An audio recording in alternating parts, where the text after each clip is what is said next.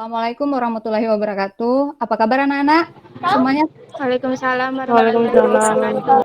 alhamdulillah. Masih semangat untuk belajar? Walaupun sekarang kita masih dalam keadaan pandemi, terus belajarnya masih melalui daring, harapan Ibu semangat kalian untuk belajar tidak pernah menurun ya. Jangan lupa kalian isi absen ya.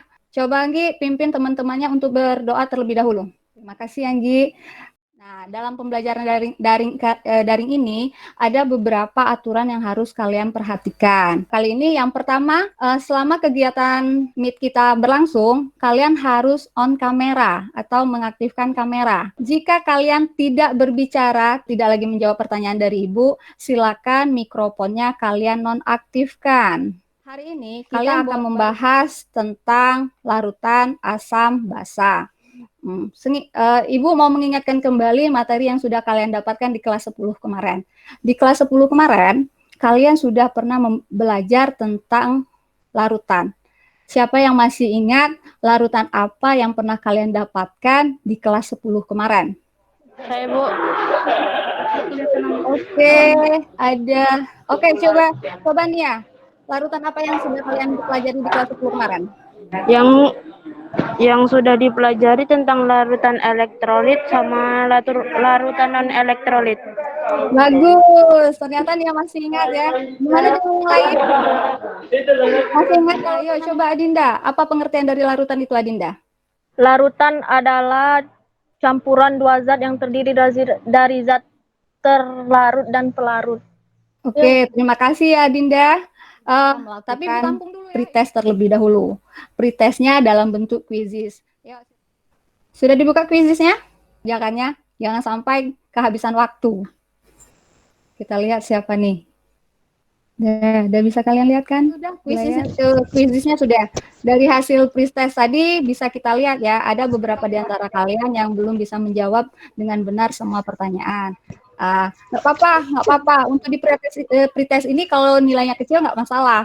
Namanya pretest kan pengetahuan awal. Nah, harapan Ibu setelah kalian mempelajari tentang larutan asam basa ini, ketika mengerjakan tes evaluasinya nanti, kalian bisa lebih baik dibanding pretest sekarang ini.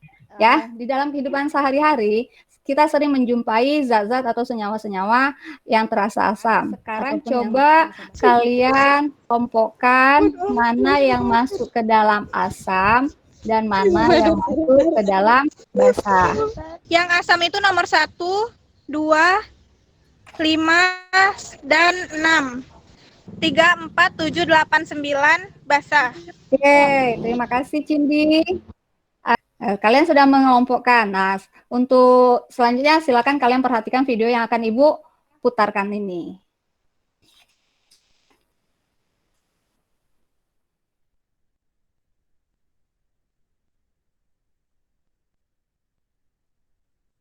Adapun tujuan pembelajaran yang akan kita capai setelah mempelajari materi ini, yaitu yang pertama, kita memahami konsep asam basa menurut Arrhenius. Yang kedua, kita mampu menganalisis konsep asam basa Arrhenius dengan reaksi ionisasi. Bagaimana kalian bisa mengetahui kalau jeruk sama belimbing sama cuka itu masuk ke dalam asam? Dicoba, Bu.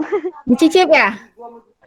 Dari rasanya, biar ketahuan rasanya berarti kalian harus cicipi ya. Oke, boleh. Untuk contohnya itu boleh kalian cicipi. Nah, sekarang pertanyaan Ibu. Nah, di contoh basa itu kan ada pembersih lantai tuh, ya kan? Nah, kalau untuk pembersih lantai, kira-kira bisa kalian cicipi nggak? Enggak. Tidak, Bu. Tidak, Bu. Jangan, Bu. Jangan. Kenapa jangan? Nanti bahaya, Bu. Oh, bahaya ya. Kan jadi untuk menentukan suatu zat itu bersifat asam atau basa, kalian tidak semuanya bisa kalian cicipi. Ya, kalau membagi kalian menjadi 3 kelompok ya. Tugas kalian itu, kalian kan harus mengisi pertanyaan-pertanyaan yang ada di LKPD kan. Nah, sebelum kalian mengisi pertanyaan-pertanyaan yang ada di LKPD, Ibu akan mendemonstrasikan suatu percobaan dulu. Nah, ketika Ibu lagi mendemonstrasikan nanti, kalian jangan lupa untuk mengisi hasil pengamatannya. Coba kalian buka LKPD-nya. untuk menentukan suatu larutan itu bersifat asam atau basa, kalian tidak boleh mencicipinya secara langsung. Nah, berdasarkan prosedur ilmiah, untuk menentukan sifat suatu larutan asam atau basa itu, kalian bisa menggunakan indikator. Indikator yang bisa kalian gunakan itu bisa indikator alami, bisa juga dengan indikator buatan. Indikator contoh dari indikator buatan itu kalian bisa menggunakan kertas pH, kertas lakmus, bisa juga dengan menggunakan pH meter digital.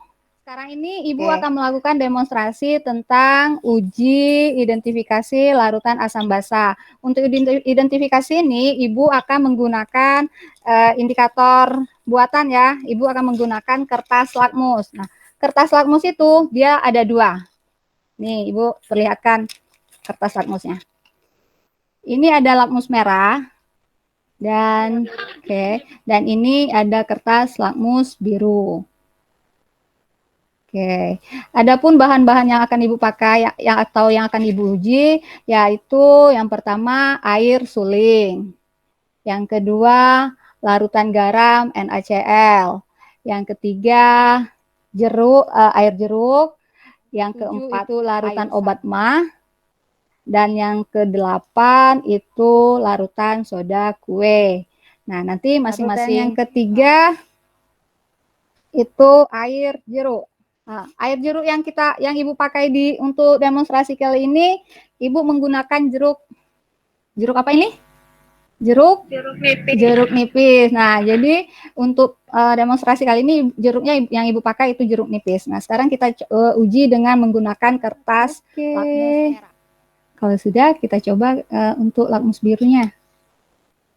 Tadi lakmus biru ya, lakmus biru Ibu masukkan ke dalam air jeruk. Nah, ini hasil lakmus merah, Ibu masukkan ke dalam soda kue. Aduk dulu nak ya.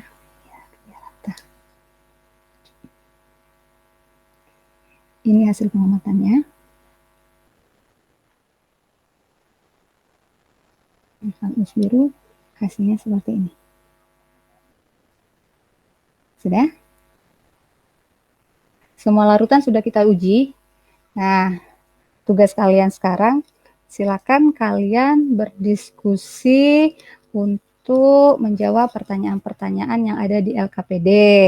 Nah, tadi kan diujikan ke Ibu kan kertas lakmus pas kertas lakmus biru diujikan ke air jeruk ke air cuka kan warnanya jadi merah. Ya. Ibu juga mengujikan kertas yang sama pada asam asetat dan air cuka tuh termasuk asam. Ya. Cl-min. Ya.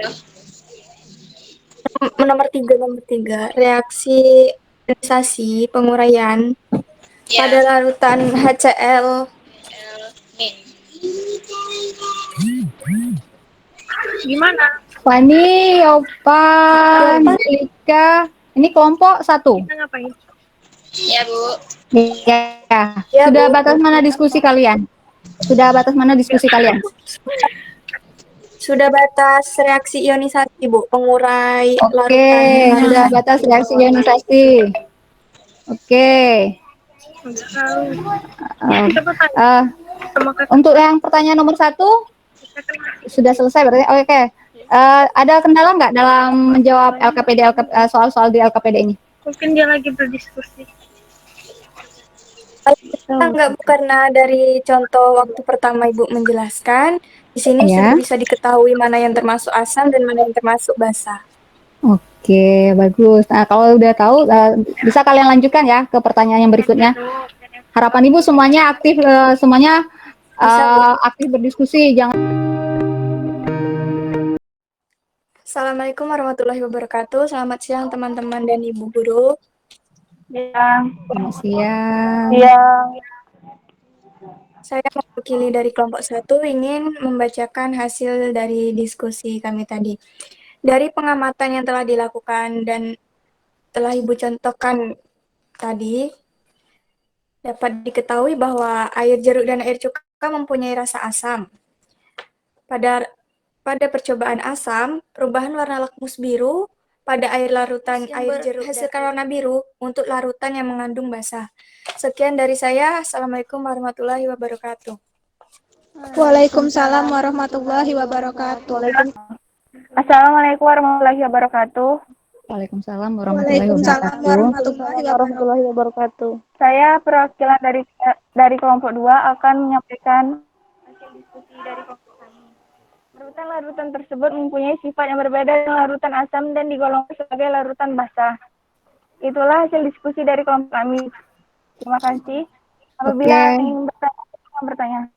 Oke, terima kasih kelompok 2. Mungkin ada dari teman-teman kelompok lain yang mau menanggapi atau mau... Silakan presentasi untuk pertanyaan nomor 3 dan nomor 4. Saya perwakilan dari kelompok 3 akan mempresentasikan hasil nomor 3 dan 4. Untuk nomor 3, reaksi ionisasi atau peruraian pada larutan HCl, H2SO4, CH3COOH, NaOH, NH4 adalah suatu zat yang jika dilarutkan dalam air akan terurai dan menghasilkan ion OH-. Sekian, terima kasih. Reaksi ionisasi itu untuk larutan HCl. Untuk larutan HCl ini, dia akan terurai menjadi ion H+ dan ion Cl-. Sedangkan untuk H2SO4, dia akan terurai menjadi tambah OH-, dan yang terakhir CaOH2 terurai menjadi Ca2+ ditambah 2 OH-. Nah, kalau kalian lihat dari tadi kan di pertanyaan keempat itu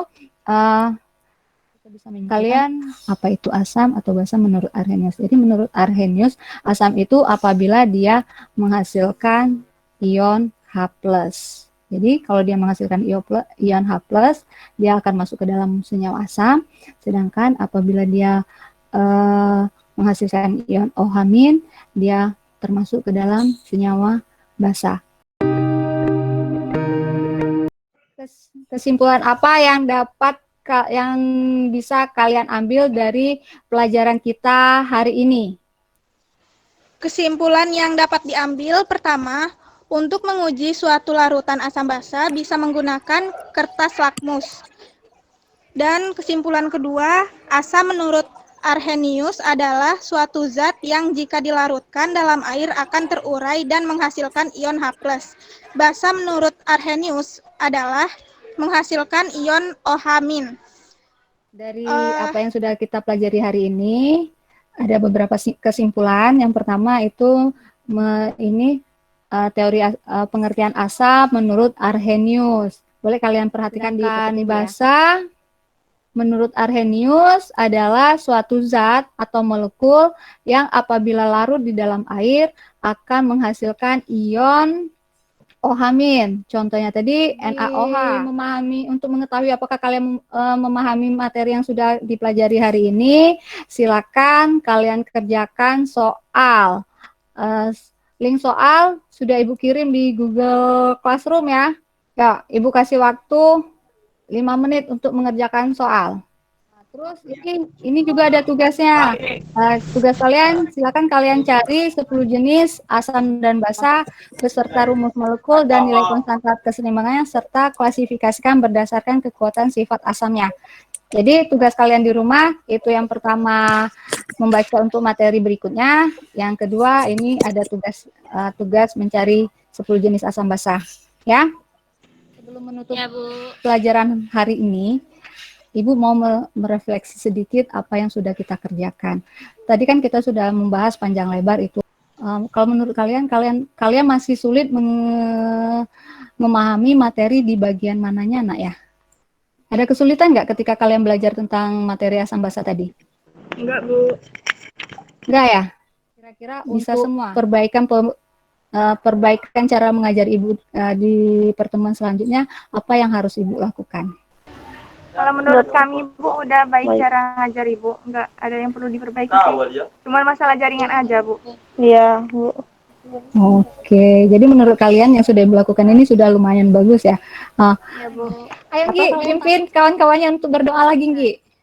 Oke, terima kasih. Terima kasih ya untuk anak-anak Ibu yang sudah bergabung di kelas kimia hari ini. Ibu akhiri pertemuan kita kali ini. Wabillahi taufik wal hidayah. Wassalamualaikum warahmatullahi wabarakatuh. Terima kasih, Nak ya.